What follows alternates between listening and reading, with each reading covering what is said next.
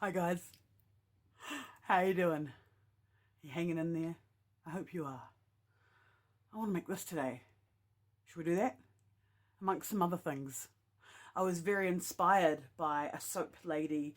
Her company's called Pink Dahlia Soaps, and she made these beautiful heart logs. So I'm going to go ahead and make a whole bunch of soap, and it starts off being inspired by these heart logs to make a amber romance soap, and that's going to have 100% goat's milk in place of water, so that will make it extra creamy. And then also make these massage bars. I have wanted to make these for so long. So yeah, I went ahead and CPOP, so cold process oven process these. That's why they have that speckled look, because I let them overheat, because I don't do that very often. The CPOP. But stay tuned and you'll learn more. Feel the soapy love. Okay, so the first thing we need to do to make these beautiful soaps is to make up our goat's milk lye solution. I'm going to be doing that by adding my lye, my caustic soda powder, in small amounts to my frozen goat's milk and stirring the whole time. So every time I sprinkle a little more caustic soda in, I stir, stir, stir. And at first it looks like nothing is really happening. It seems like it's not thawing and it's just nothing's happening, but as you keep stirring you'll see that the caustic soda and the goat's milk come together and the exothermic reaction starts to happen, and that makes the goat's milk start to melt. The idea is that if we keep it at a nice cold temperature, it won't burn any of the sugars or the good stuff in the goat's milk, and we won't get a yucky smell, and it will be a beautiful light coloured lye solution. That's the point. That's what we're going for. If your solution starts to smell bad, like ammonia, or it starts to look orange or brown, then it has probably gotten too hot and you may want to dump it and try again. If you're in a hot climate, which I'm not luckily at the moment, but if you are, you can put your frozen goat's milk bowl into another bowl full of ice. So soak your ice in an ice bath, and this way you will definitely keep your lye solution nice and cold. But like I said, I'm by a big frozen mountain at the moment, so I didn't need to do that, and I was able to just use these frozen goat's milk cubes and mix it, and as you can see I've got a lovely creamy white lye solution there, and it's really nourishing and good. So here I have my oils, and they're melted and blended together, so I give them a quick pulse with the stick blender, and then it's time to pulse the lye solution to make sure we get every last bit of that goat's milk completely dissolved and mixed through. Then we can go ahead and put the two together and start making soap. Yay! So I don't often do 100% milk soaps, but I was doing an experiment just recently. I did some 100% coconut milk soaps, and now these 100% goat's milk soaps. And to be honest, I really love how my coconut milk soaps came out, so I might try to continue making 100% coconut milk soaps in the future. And they are also vegan friendly, whereas the goat's milk soap is obviously not vegan friendly. So that's something to note. Now I'm adding my fragrance, and it does seem to discolor a little bit. The fragrance is called Ombre Lumiere, I think that's correct, and I got it from Zen Designs. It has a beautiful sophisticated scent, and it's very long lasting in the soap, which is great. But yes, please note that it did turn the soap a little bit yellow, which didn't really affect my dark red colours, but it did affect my so-called white portion, which obviously came out a little bit more yellow. It's all good. It's just if you're planning a design and you really want that white portion, that can be disappointing. I do add quite a bit of titanium dioxide, and I also add to my red portion, this is rose petals that have been blitzed into some rose water, and they've come from the heirloom rose bush in my backyard. So they add a lovely additive into the soap, but please pay attention to that, as you'll see in the final soap, that portion of soap did seem to weep a little bit, which also meant that it caused ash, and it formed ash during its curing process. So that's kind of annoying and not really what you're going for. Even though I did blend quite thoroughly my rose water and petals in, and I also did a water discount for them, I do think that I could have left that part out. So that's something to note for the future. In the dark red jug, I have Australian Red Reef Clay. That's what's causing that colour. And in the lighter red jug, I have my Bordeaux mica from micamama.com. It is also a lovely dark red colour, but the two contrast against each other well without ending up looking exactly the same. So that's good. I'm adding some more titanium dioxide. I'm really trying to lighten that yellow base. It does not come white, but that's okay. Now I'm just mixing all of my soap up, and I'm going to be ready to pour it all in the mould, which is really cool. I have some eco-friendly red glitter there, so I'm just dumping all that in there to make it extra shiny. I really want this soap to scream romance. So yeah, now we're going to pour our soap in the mould.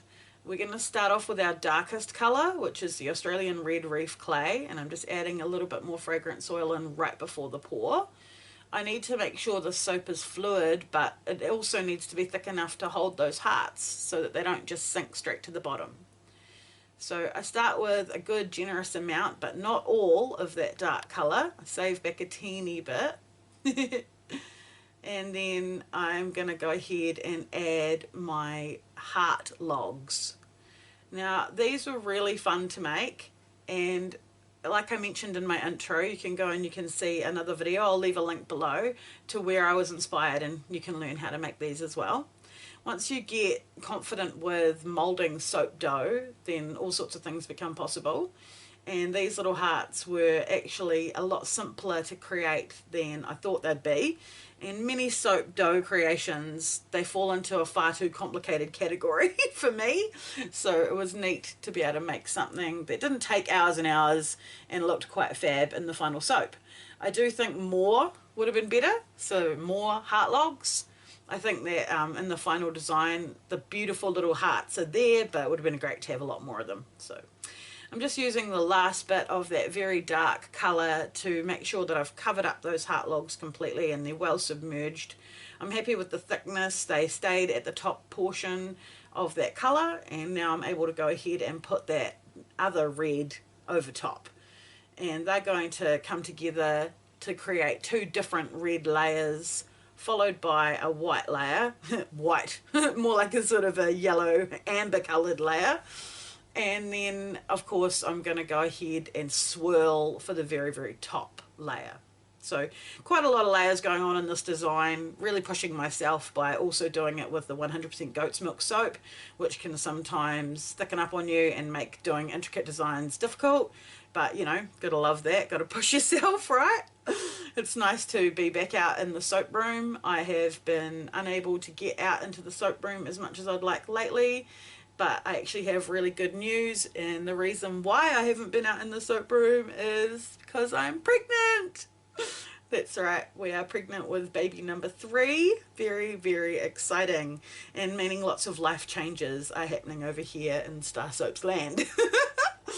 But like I said, I have missed you guys, and I have missed being in the soap room, so it was really great to get out here and make this soapy project.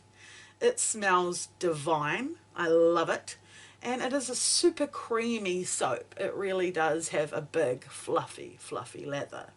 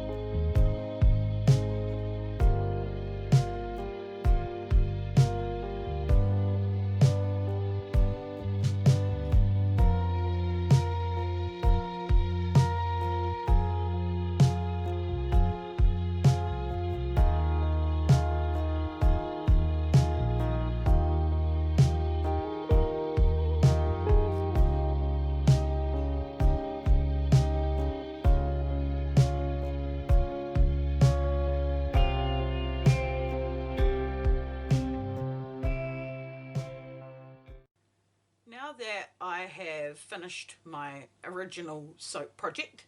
I actually do have quite a bit of soap left. So I've loaded it all into a piping bag and I'm piping it, trying to aim down the center of my mold. If you have a wider mold, then this will be easier. I'm working in a fairly narrow space, but I'm making it work. And I'm just piping dollop on top of dollop on top of dollop, making, I guess, like a tree shape in my mind. And the idea is that I'm going to make my black soap, my thermal mud mix, for those massage bar molds that I showed you the final soap at the beginning of the video. So I'm thinking that that black soap will make a perfect background to those dollops. Here we have the completed loaves of Ambre Lumiere, which I'm going to call Amber Romance. And I think they turned out pretty cool as well. There's definitely sort of a thick and chunky thing going on throughout all the soap there, and I guess that's because of the goat's milk. I didn't notice that I had that with the coconut milk so much, so I think that's why I prefer that. A generous sprinkling of glitter all over to make it really stand out. And we're going to go ahead and finish off these soap loaves with some beautiful little soap hearts that I made by taking my soap dough and rolling it nice and thin, and then using fondant cutters in heart shapes to cut out the shapes. Then I pop them into a little container, sprinkle a little bit of mica over, and shake them up gently to coat them completely in the mica. It makes for a beautiful, unique topper on the very top of my soap, so that's great. I'm using the back of my chopstick to gently push each down and make sure they're stuck on the soap. And here we have the final soap top. Beautiful! Now we're going to go ahead and complete that soap project. We're going to make more soap. That's right. And I'm using the heat transfer method a little bit here because I had some coconut oil, not too much, but I did have some in there. So I've poured the lye solution in, and I'm just going to mix the whole mix until all the coconut oil is melted from the heat of the lye. I also have my thermal mud mix here, and I just added some rose water to that as well. It has Rotorua thermal mud, activated charcoal, lemongrass powder, mango powder. It has colloidal oatmeal. It has a bunch of good stuff in there.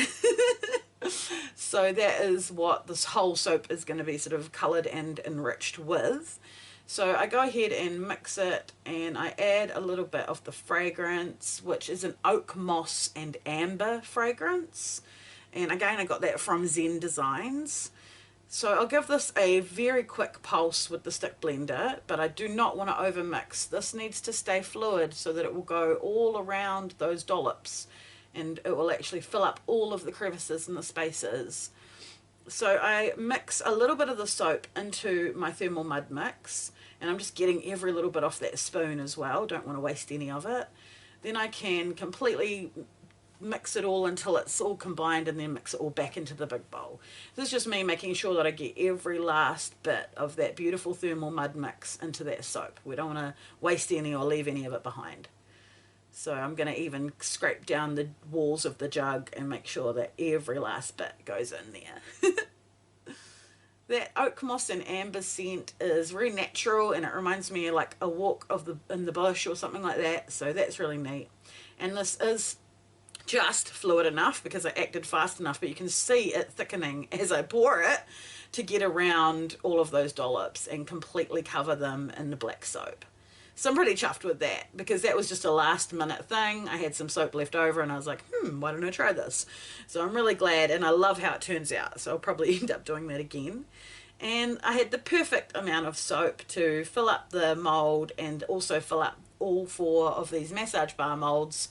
And that just worked out brilliantly. That was a total fluke. Thank you, soapy gods. And I got a perfect amount. So I was really happy with that.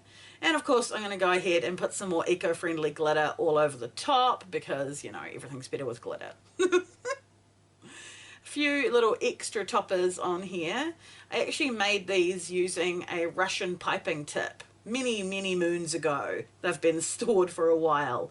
but they looked a little bit like cherry blossoms to me, and I was getting a very Japanese, Chinese vibe from what I was doing here. So that's why I decided to go ahead and top that soap with those beautiful flowers as well. Now I'm just making sure that that soap got right down into every little nub, and make sure that every single massage bit got done. I overheated them, they mushroomed, but once they cooled I just pressed them back down into the mould. And here we are, ready to cut our soap projects. Zip, zip, zip, and we're on to the next day and ready to chop them up. So that's exciting. Let's see what we got inside.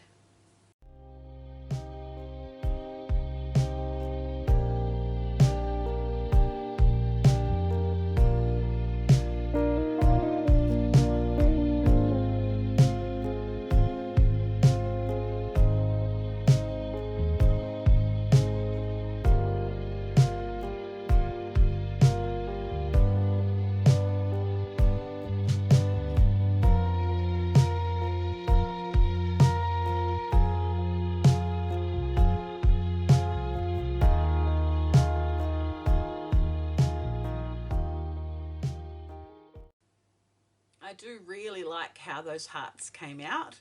They're not all perfect, but that's cool. They look very homemade. And as you can see, we've got a little bit of weeping happening in that bottom portion. And that dried out while it cured, but then it also formed quite a lot of ash on that layer.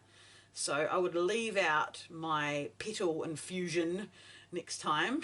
You don't really see any petals in it, so yeah, I would just leave that out, I think, for next time. I think I was trying too many new things all at once. Guilty.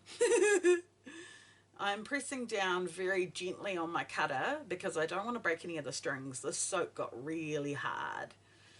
But I do love how it came out. It would be good if that white portion was white and not sort of yellow. Cream is probably more correct. But that's okay. I still really love how it feels and smells and works. And that's the main thing, right? Not how it looks. It leaves you smelling like ombre lumiere. The scent lingers, which is really nice. Some soaps do that and some soaps don't. I find my citrus soaps, for example, they rinse pretty clean, but this scent really stays with me and I feel that I don't need to put perfume on, so I really do like it. And I'll probably be making more, but I don't know if I'll ever do these hearts again. They were a bit of a fuff around. Well, yeah, I think that hand molding soap is something that if you've got the time, yeah, by all means, but if you're in a hurry, it's not really the best. So here we have the massage bars, and they obviously got a little bit overheated in the oven because I'm not very confident at CPOP, which is cold process, oven process. I left them in a bit too long. I walked away. I think that's a problem. I should have stayed with them and watched them. But they kind of volcanoed up a little bit, so I just like let them cool right down and then press them back down into the mold. And you can see that most of it looks fine, but there is this sort of mottled look that's happened because of the overheating. So in the future I would probably sit with them and just keep an eye on them. But I do think they turned out good, and I got most of like for almost all the bars, I got all of those little massage bits to come out, whereas a lot of times when people make soaps in this particular mold, they seem to find it really difficult to get them out cleanly, and that was why I was using that method. I was really hoping to make a really solid soap that would come out easily.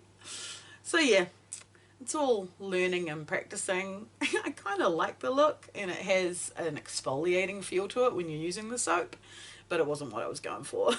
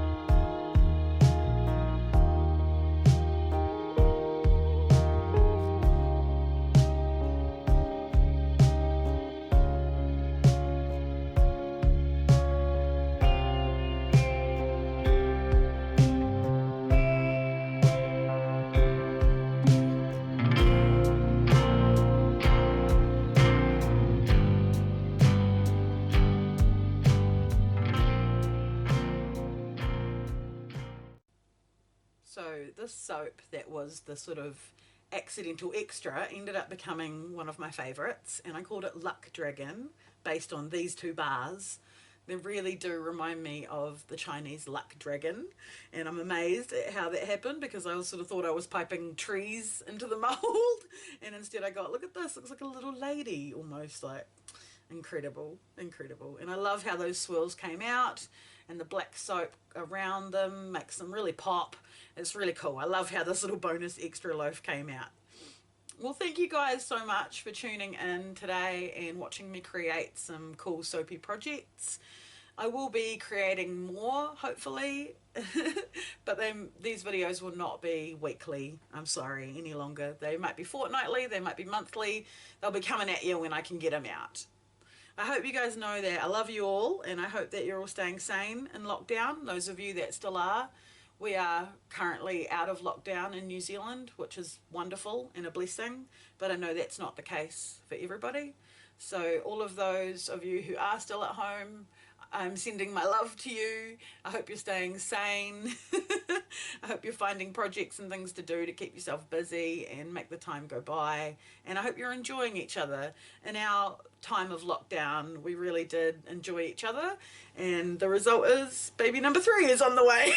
So it was a good lockdown for us, I'm not going to lie. But anyhow, I hope you guys have a wonderful day. And I hope that you feel the soapy love.